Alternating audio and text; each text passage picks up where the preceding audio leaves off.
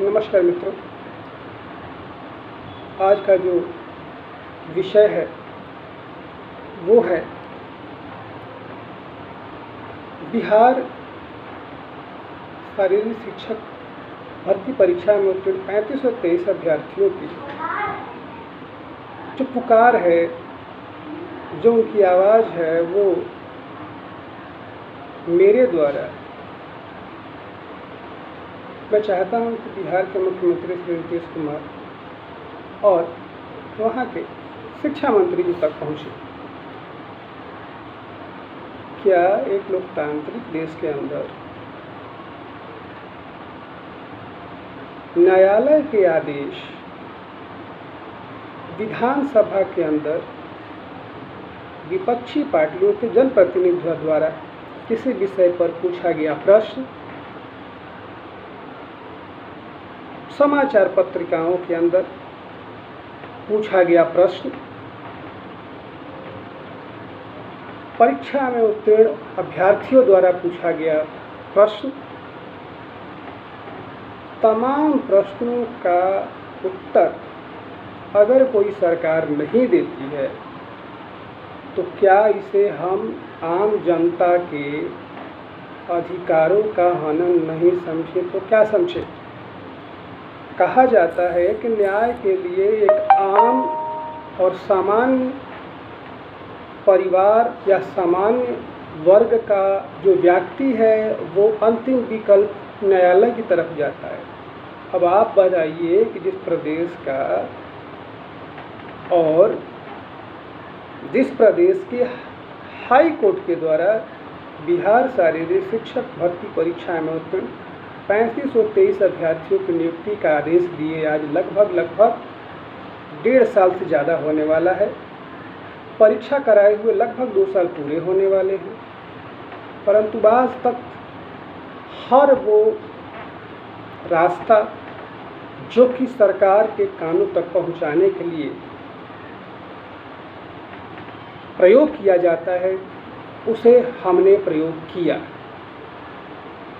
High court का आदेश के बावजूद समाचार पत्रिकाओं,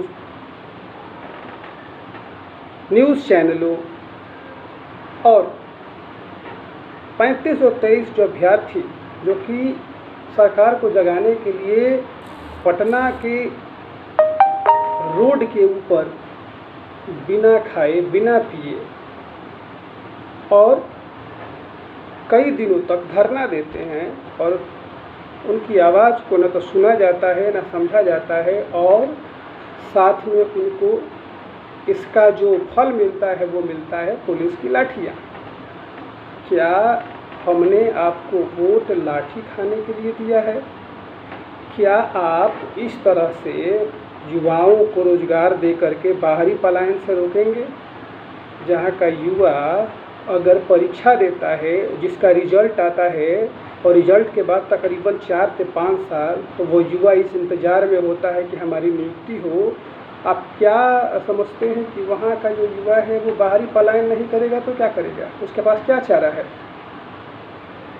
आप ही बताइए। जब 3523 अभ्यर्थी जो आज तक दर भटक रहे हैं, हमने कौन सा ऐसा गुनाह किया है जिसकी सज़ा हमें दी जा रही है 2 साल से? क्या हमें अधिकार नहीं है नौकरी पाने का? क्या हमने ऐसे डिग्री लिया है जिसका कोई यूज नहीं है? आखिर क्या है? आखिर हमारे साथ सरकार इस तरह के सौतेला व्यवहार क्यों कर रही है? हर जगह से हमें अनदेखा किया जा रहा है। हम लोग की जो दयनीय हालत है उसे हम लोग अपनी भाषा और जुबान और लिख करके या बोल करके प्रकट नहीं कर सकते। इससे हमें कुछ मिलेगा भी नहीं, परंतु हमारी जो स्थिति है वो आप समझ सकते हैं। ज़्यादातर जो लोग हैं, ज़्यादातर जो अभ्यर्थी पास हैं वो सामान्य और गरीब घरों के हैं, जिनके माँ बाप ये सोच करके अपने पैसे से हमें डिग्री दिलवाया कि आने वाले समय में हम उन्हें रोज़गार मिलेगा और हमें उनकी ज़िंदगी को एक आसान और सुखमय बनाएंगे। और आप ही बताइए कि हमने परीक्षा दिया, पास किया, सर्टिफिकेट लिया और तकरीबन 2 साल से ऊपर होने वाले हैं और आज तक हम लोग हर मिनट हर क्षण जिस आर्थिक, मानसिक और शारीरिक परेशानी और समस्याओं से गुजर रहे हैं वो हम अपनी ज़बान से आपको नहीं बता सकते, परंतु हम अपने इस वीडियो के माध्यम से हम ये बताना चाहते हैं कि कृपया करके हमारी और हमारे परिवार के लिए, क्योंकि हम 3523 अभ्यर्थी केवल नहीं हैं बल्कि हमसे जुड़ा हुआ 3523 परिवार है। अगर हमें नियुक्ति मिलती है तो केवल हमें ही हमारी ज़िंदगी सुगम नहीं होगा, परंतु बल्कि हमारे जो परिवार हैं उनके भी जीवन सुगम होगा। आप बताइए कि हमारे पास अब क्या रास्ता है। आप ये चाहते हैं कि जब तक कुछ लोग आत्मदाह नहीं करेंगे, 2-4 लोग आत्महत्या नहीं करेंगे, तब तक हमारी नींद नहीं खुलेगी। हमेशा हमें एक ही रटा रटाया जवाब दिया जाता है, आपकी प्रक्रियाधीन है, प्रक्रियाधीन है। आखिर यह प्रक्रिया किस जन्म में पूरी होगी? 2 साल तक ऐसी कौन सी प्रक्रिया है जो पूरी नहीं हुई है? कोई संतोषजनक उत्तर नहीं दिया जाता। कभी कहा जाता है पदवर्ग समिति से पास हो गया है, कभी कहा जाता है कि अभी पद सृजन बाकी है। आखिर हमें कोई संतोषजनक उत्तर भी तो मिलना चाहिए, या सरकार ये कह दे कि हाँ हम आपकी भर्ती नहीं करेंगे। आखिर हमें उलझा करके सरकार क्यों रखी है? आखिर बार बार हम लोगों ने अपनी आवाज़ आप तक पहुंचाई और आप हमारी आवाज़ को अनसुना कर रहे हैं और जानबूझ करके हमारी भर्ती को आप लटका रहे हैं। अब आप बताइए कि हमारे पास अब क्या रास्ता है? एक सामान्य आदमी के अधिकार का जब हनन होने लगता है, उस पर कोई विपत्ति आती है, परेशानी होती है, तो वो न्याय के लिए न्यायालय जाता है। आपने तो न्यायालय का भी अनदेखा कर दिया। आपने जो कहा जाता है कि लोकतंत्र का चौथा स्तंभ, उसका भी आपने हनन कर दिया। जो एक जनता का अधिकार होता है जिसके लिए हम सड़क पर उतरते हैं, उसका भी हनन कर दिया। आप बताइए कि आखिर हमारे पास कोई रास्ता है तो आप बताइए, या फिर हमारी गलती बताइए, हमने ऐसा कौन सा अपराध कर दिया जिसकी सज़ा आप हमें 2 साल से दे रहे हैं। तमाम तरह की भर्ती, इसी के साथ जो भर्तियां निकली थी वो सारी भर्तियां आज बिल्कुल समान स्थिति से चल रही हैं। यहाँ तक कि उनसे पहले हमारा परीक्षा हुआ, हमारा रिजल्ट आउट हुआ और आज तक आखिर सरकार की क्या व्यवस्था है? हम मात्र 3523 अभ्यर्थी हैं और ऐसे में जब बिहार के अंदर शारीरिक शिक्षक का लगभग 30,000 पद खाली है। अभी ओलंपिक गेम के अंदर बिहार सरकार को जरा भी इस बात का ख्याल नहीं आया कि इस ओलंपिक गेम में बिहार प्रदेश का एक खिलाड़ी भी नहीं गया खेलने के लिए। शायद हो सकता है कि हमारे मुख्यमंत्री जी इस बात के लिए आशंकित होंगे कि अगर कोई पदक आ गया तो हमें 20-25, 10-15 करोड़ रुपए देने पड़ेंगे। इससे अच्छा है न प्लेयर जाएगा, न खेलेगा, न हमें देना पड़ेगा। और ऐसा भी नहीं है कि हमारा बिहार प्रदेश बहुत पिछड़ा रहा है। नालंदा जैसे यूनिवर्सिटी और चाणक्य जैसे महागुरु हुए हैं। इसके बावजूद बिहार के जो युवा हैं, आखिर उसको क्यों आप चाहते हैं कि बाहरी प्रदेश में जा कर के और लेबर का काम करें? और आप वादा करते हैं और दावा करते हैं तमाम कि हम यहाँ से युवाओं का पलायन रोक देंगे। क्या आप इस तरह से युवाओं का पलायन रोकेंगे? बताइए।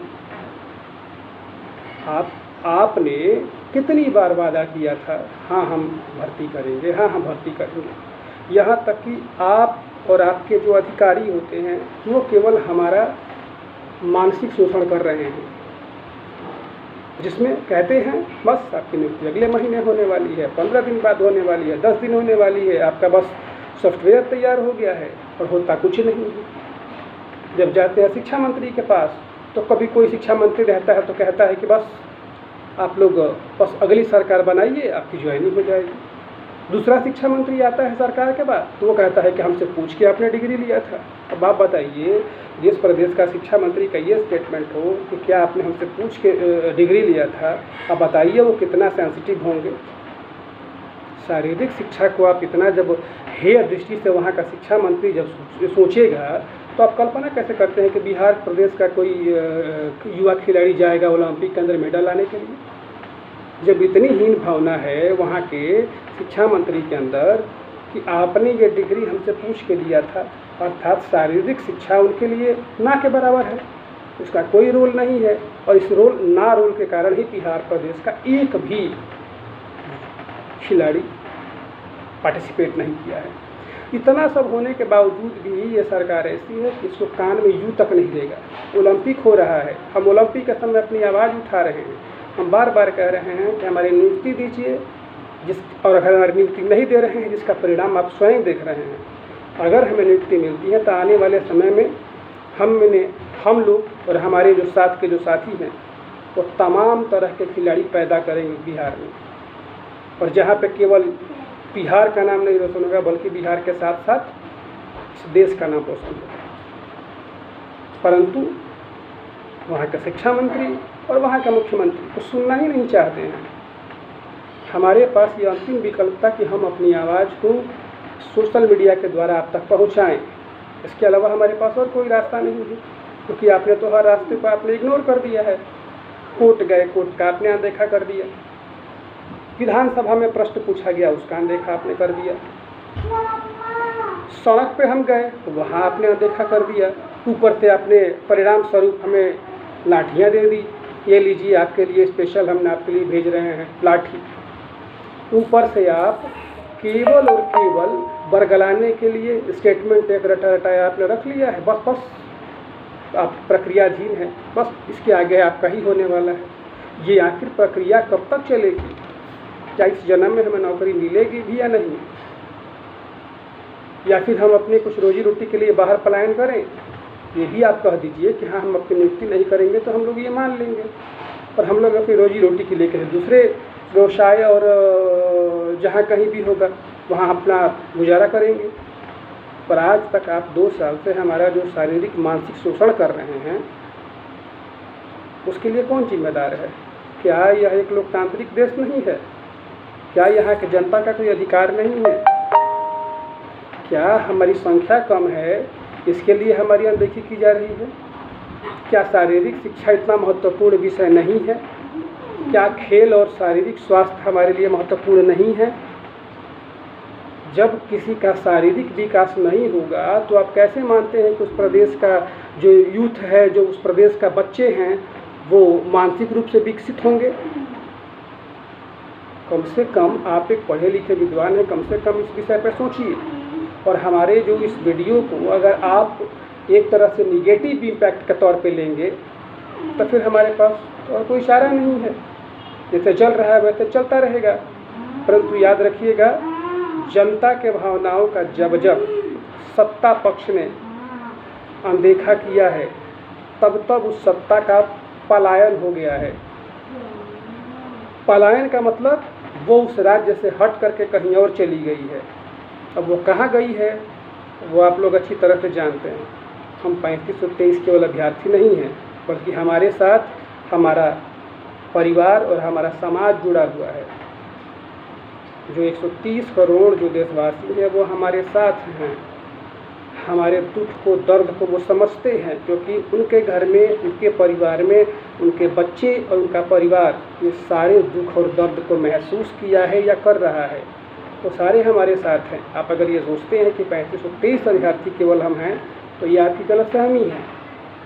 हम आपसे बार बार हाथ जोड़ कर रिक्वेस्ट करते हैं कि प्लीज़ 3523 अभ्यर्थियों को जीवन में जो 2 साल से लगा हुआ ग्रहण है उस ग्रहण को ख़त्म करिए और हमारी नियुक्ति अविलंब कीजिए, जिससे कि विकास पुरुष का जो एक उपनाम जो जोड़ा जाता है आपके साथ माननीय मुख्यमंत्री श्री नीतीश कुमार जी, आप अपने नाम को सार्थक करिए और हमारी नियुक्ति अविलंब दीजिए, जिससे कि आपके जो दावे हैं, जिससे कि आप कहते हैं कि हम बाहरी पलायन को रोकेंगे बिहार प्रदेश से, उस बातों की सार्थकता साबित हुई। नमस्कार।